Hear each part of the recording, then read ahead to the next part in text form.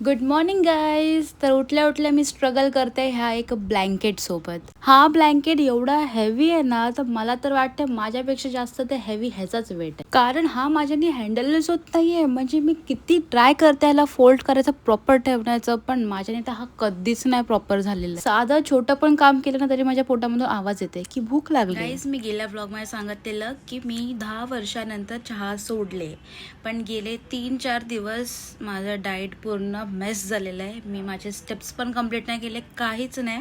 मी नुसते खादाडते आणि बसते आणि मी बाहेर गेले होते म्हणून हे सगळं मिसमॅच झालेलं आहे माझं. तर आता मी असं डिसाईड केलं आहे की उद्यापासून मीन्स मंडेपासून मी रेग्युलर चालू करणार आहे माझे स्टेप्स, माझं डाएट, नो शुगरवाला ते सगळं.